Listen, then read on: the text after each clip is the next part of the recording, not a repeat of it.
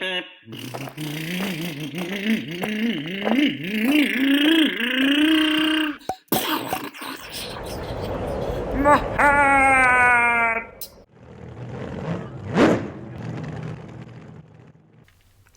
this is an exciting one for all of you that are Supra fans. I mean, even if you have another car that's in preference, I think many people do appreciate the Supra since it first came out a long time ago. We had the Celica Supra, and then after that, Supra became its own nameplate.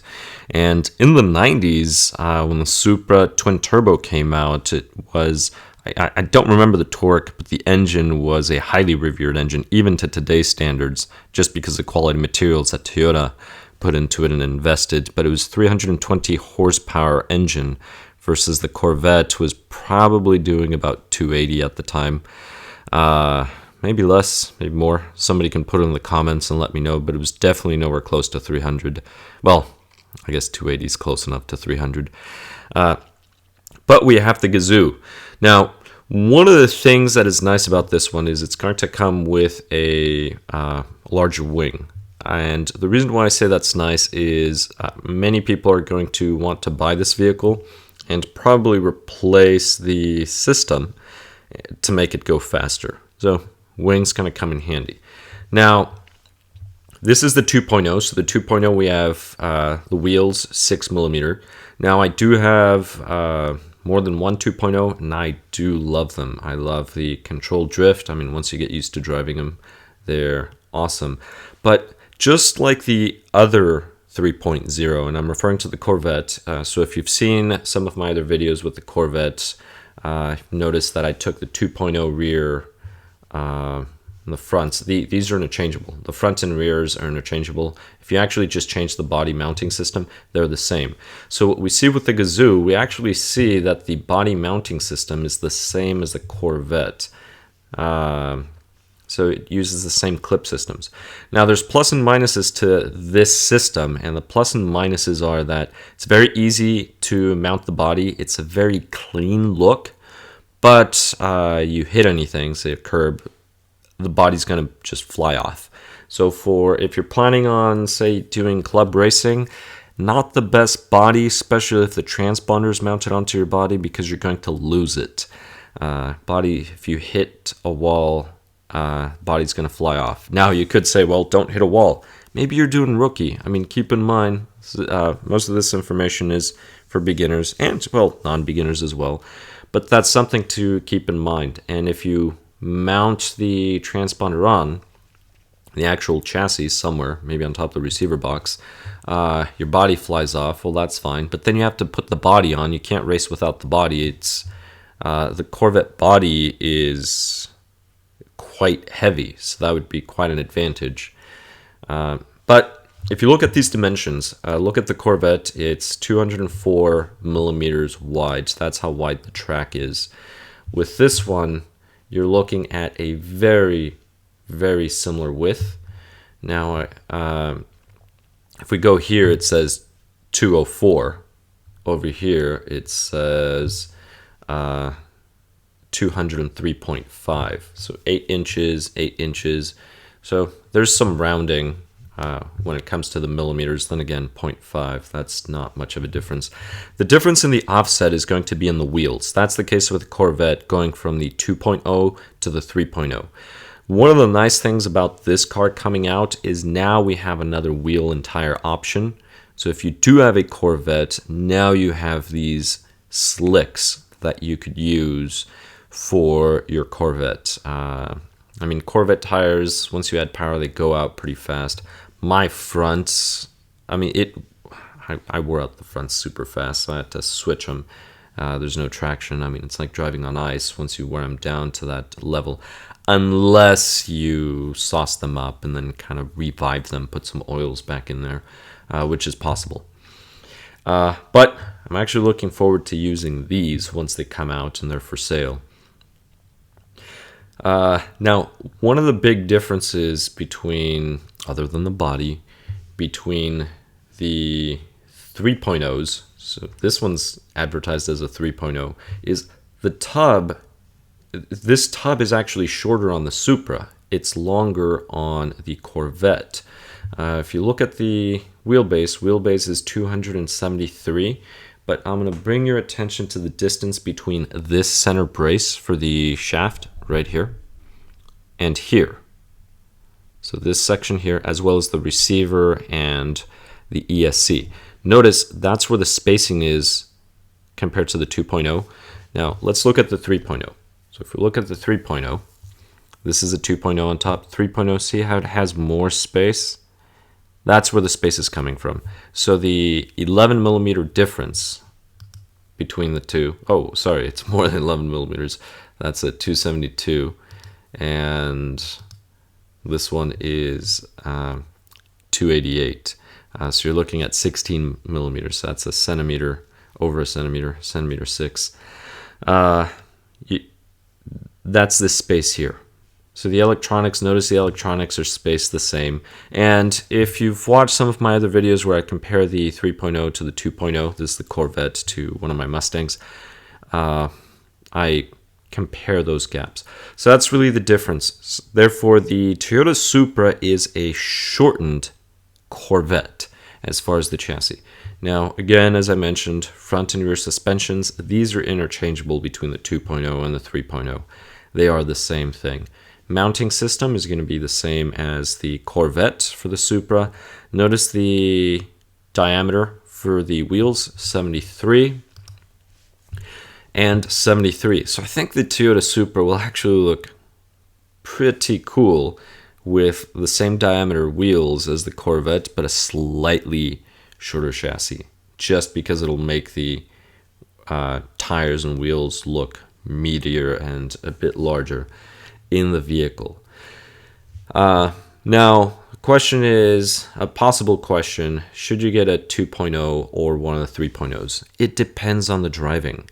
The 2.0, I love the 2.0. For those of you that have seen some of my other videos, I like the way it drifts. It's very controllable.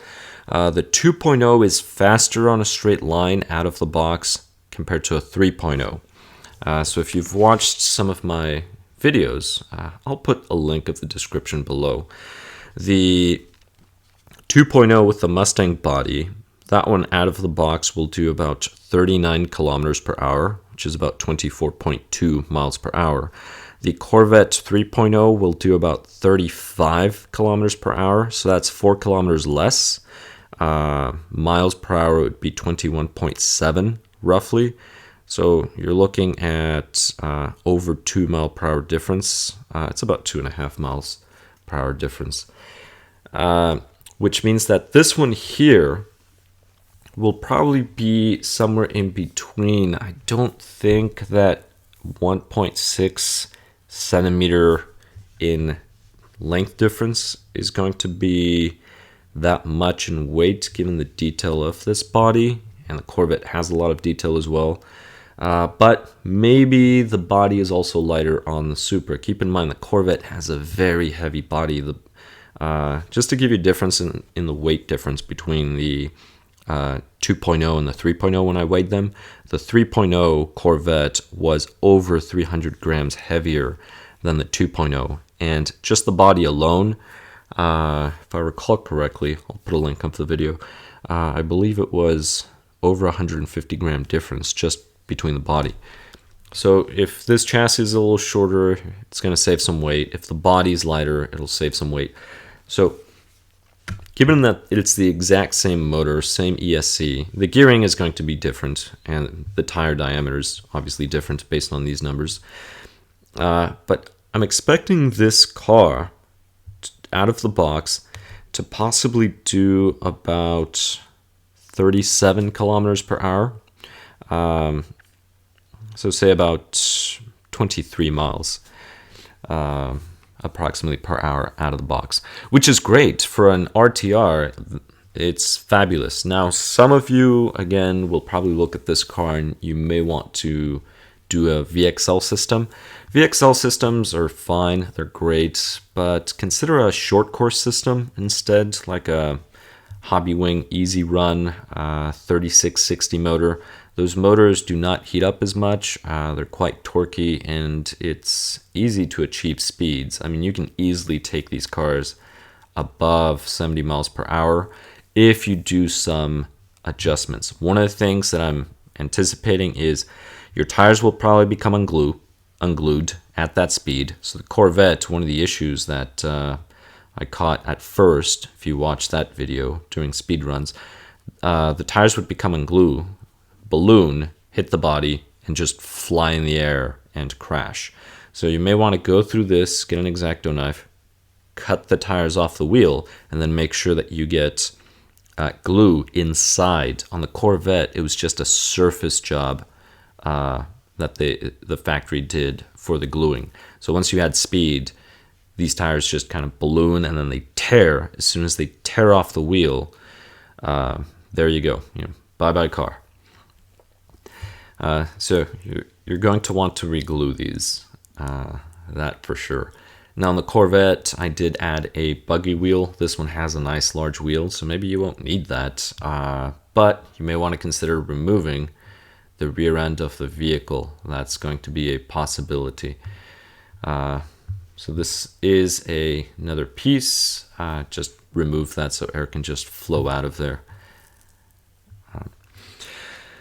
But this vehicle is exciting. I do love the body. I love the paint job, and I actually do like the Titan motors for RTRs. But these are some of the things to consider when you're buying these. Something very important is, what is the purpose? Why are you buying this vehicle? Are you buying this vehicle just to mess around parking lots, just flat spaces? If that's the case, that's fabulous. It's going to be wider than the 2.0 because the offsets in the wheels. Other than that, arms are interchangeable, everything. So if you have a 2.0 already, you're going to have a lot of interchangeable parts. Most of your drivetrain is going to be interchangeable. Your suspension is going to be interchangeable. Now, if you have a 3.0 Corvette and you can only have one, there it's going to depend. The Corvette has the longer wheelbase. If you're planning on just overpowering it, you may want to keep your 3.0 Corvette. Just make the modifications to the body to make it work. Or if you already have it set up. Although I'll be honest, I really like this one, and I think this would be my pick once this one comes out. I would probably get this Toyota Supra over the Corvette, although the Corvette looks really cool with all of the LEDs. If you ever get the LED kit, consider that. Now, one more car, the Factory 5. These Factory 5s, they simply look amazing. You can't beat the body, but you cannot use this body on the other car.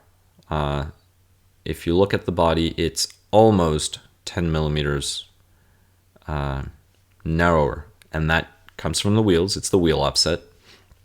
So this is 195 millimeter versus the 204. And the wheelbase, if you look at the wheelbase, we're looking at 300 millimeters versus 272. So this one has a shorter wheelbase. The reason why I'm also liking this is for the following reason. It's wider, but it's also a little longer.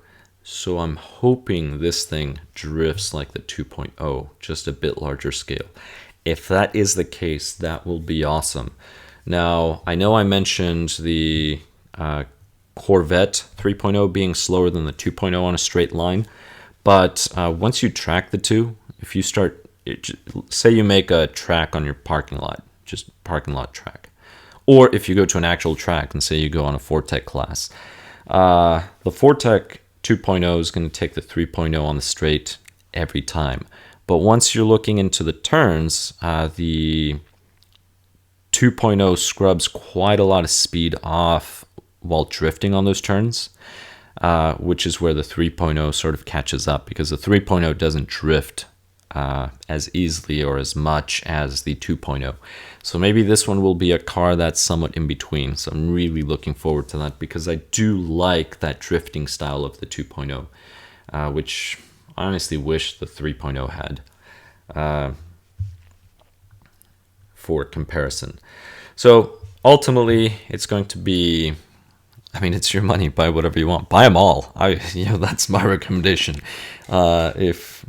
If it's not a financial burden, you can buy them all and you have the space and time to maintain them, hey, get every single one of them. If you had to choose just the one, it's going to be on style. If you're a big Corvette fan, go ahead and get the Corvette 3.0. That one's already out. I have the silver, which when I bought mine, it was a special edition. This is in the beginning when they first came out. If you like the classic look, go with the Factory 5 one. And keep in mind that Traxxas brings them back. The Factory 5 was out maybe 3 years ago as a snap-on version as of the time of this video. And then maybe two years. And then they brought it back summer 2001. That's something else to keep in mind. So maybe the car will go, they'll probably bring it back, just name it something else and paint it a different color. If you're a large Toyota fan or a Supra fan, you don't have to be a Toyota fan to just love and appreciate the Supra. Go with the Supra Gazoo Racing. If you want something a little shorter that drifts, it's pretty fun. 2.0. I love 2.0s. Actually, I have two. I have two of them. But Toyota Supra, maybe I'll trade my Corvette for the Toyota Supra once I get my hands on one and see how it handles. Because to be honest, I do drive my 2.0s a lot more than the 3.0. And the 3.0, I've gone from speed car, back to stock, back to speed.